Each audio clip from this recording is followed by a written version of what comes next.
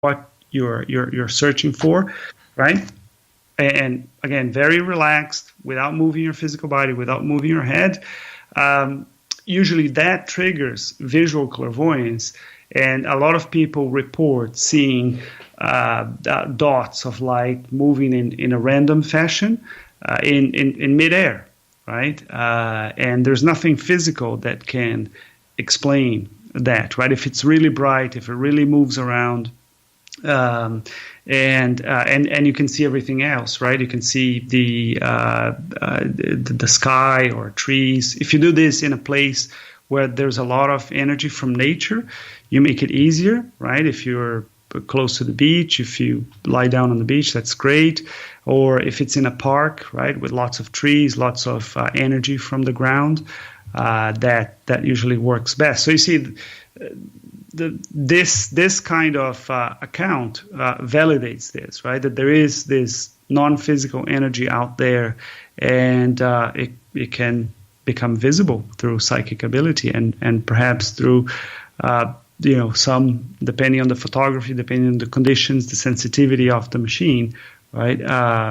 Perhaps this can be picked up.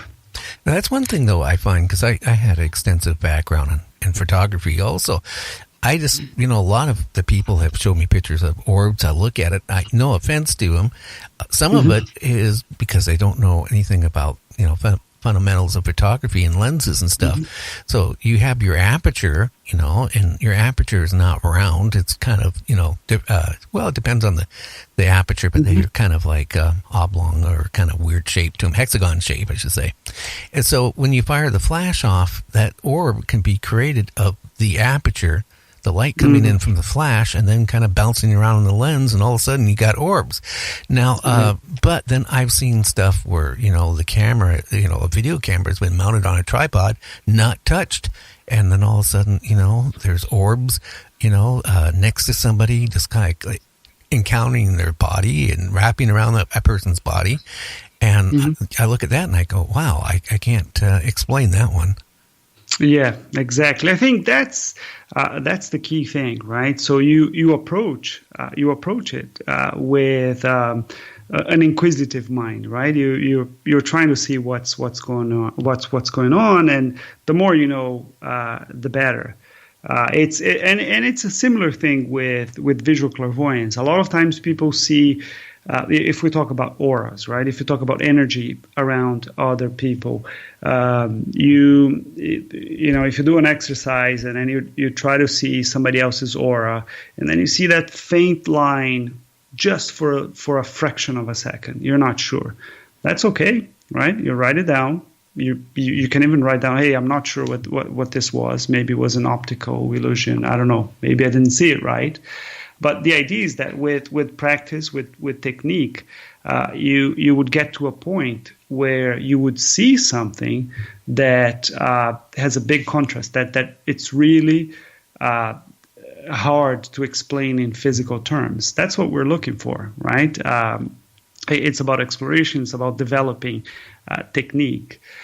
There is also another type of visual clairvoyance, right, that you can see the face of the person change, right? Again, in the beginning, the person could say, "Oh, maybe it's because it was a bit too dark. Maybe it's my brain trying to play tricks on me."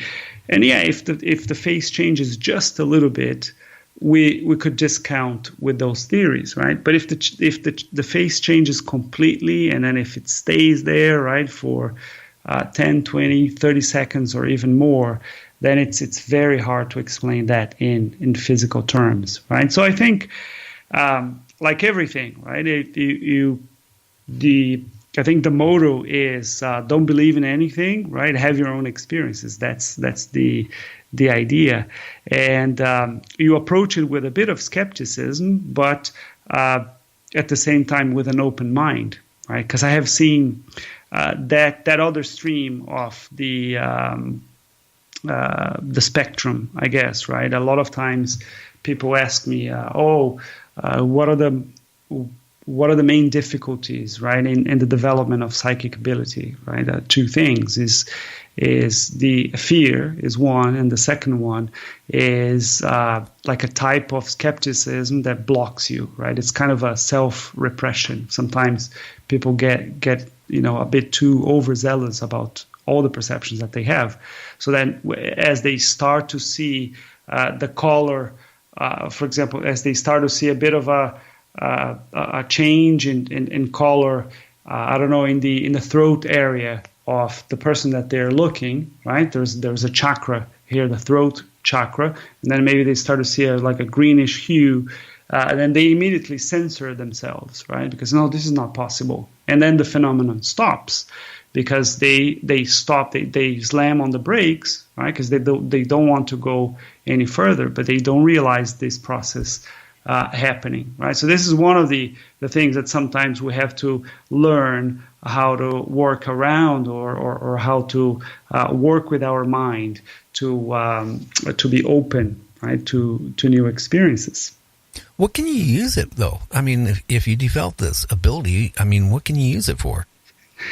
Well, I mean, aside from this general thing of exploring and improving yourself, I think the key thing is to get a better understanding of what's happening around you, right? Now, not everything has a non-physical element, right? An energy element and so on, right? So some things they can be resolved with in this world, right? With talk, with dialogue, and so on. But sometimes you could have elements that are from the other world, right? From an extra physical dimension, and even to step in and help, you need to it's not that you need, but it would be more effective if you're working with energies, right? Let me give you a practical example. Let's say you have a friend, and you know that your friend is usually upbeat, but then let's say he had a major setback in his career, right, in his job, and that day he's really, really down. You have never seen him like that. And then the condition persists, right? And the first day you meet him, then 1 week later, he's still super down. 3 weeks later, he's still like, in a downward spiral. You want to help. It's your friend for many years, right? You're in a position to help. Now, of course, you could talk. You could take your friend out, right, for a walk or something like that. But then, what if in that scenario, right, if the energies around your friend became negative, right? So this downward spiral, right, is this self-defeating thoughts, right? Oh, I'm not worth anything, I'm a loser, and so on, and all that negative energy is surrounding your friend, and then the negative energy feeds the negative thoughts feed the energy. So in cases like this, if you're able to, number one, sense those energies, right, and sense those energies in his house and say, oh man, the energies here are really dense, really heavy, right? And number two, if you learn how to work with your own energies and then change the energies around you, right, you will be more equipped to help in this particular condition, right? So yes, you will go, you will talk, you will ask, hey, let's go out, get out of the house, let's go for a walk, let's go for a drive, right? But you will be sending energies when you're talking to your friend, and then those energies will change the atmosphere around your friend, and then maybe your friend will breathe a little bit more easily, right? And then maybe get out of that downward spiral and then go into a better place, right? So this is one example. Now, where does clairvoyance come in, right? Sometimes in a case like that, so our thoughts and our emotions, they change our energies, right? This chi, prana, this non-physical energy, the vital energy that is inside of us and around us. So the pattern of that energy will change, and this pattern could attract different spirits, right? Different ghosts, different entities. So then your friend could then get this downward spiral further amplified, because now what if there's, I don't know, an uncle that passed away already. Now it's an extra physical, it's a spirit, but somehow had a connection with your friend, but also had a very specific idea about your friend, right? That thought that your friend was a loser, that should do X and Y and Z. So the moment that your friend starts to send those negative thoughts, the spirit of the uncle could approach and then reinforce that pattern and then say, yeah, this is exactly what I thought it would happen, right? So this is a problem, you're not getting out of it. So again, this downward spiral is being amplified, right? Of course, the responsibility is your friend. Your friend started with that thought, right? Your friend needs to change that thought. Now, I know this is getting into quite a long story, but then there is the energy work that you did. Now clairvoyance could help you identify the presence of this non-physical entity, right? And then with that, perhaps make a decision or understand how you have to work with energies to better help your friend. Does that make sense, Gary? I don't know. Yeah, it does. I'm taking it all in. I'm sure the listeners are too. But, like Houdini really believed in it big time. His wife for, many, many years after his death, every year, they would hold a seance and, try to communicate with him. And again, maybe I'm getting it wrong, and maybe you can clarify to me. And what you're doing, one is you're relaxing, you're changing your whole attitude towards everything, and you're opening your mind up to everything. Yes, those are the things that you could.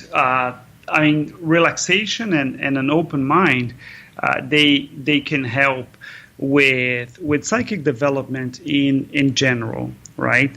Now, there is another thing that is important to keep an eye out for. That is your intention, right? It's very important to talk about ethics and what you want to do with it, right? Because just like when I said, hey, your thoughts, your emotions, they can change the pattern of your own energy, and that pattern will attract different types of entities, right? So if your intention is to help, if your intention is good, it's positive, right? You want to help, you want to learn, you want to grow.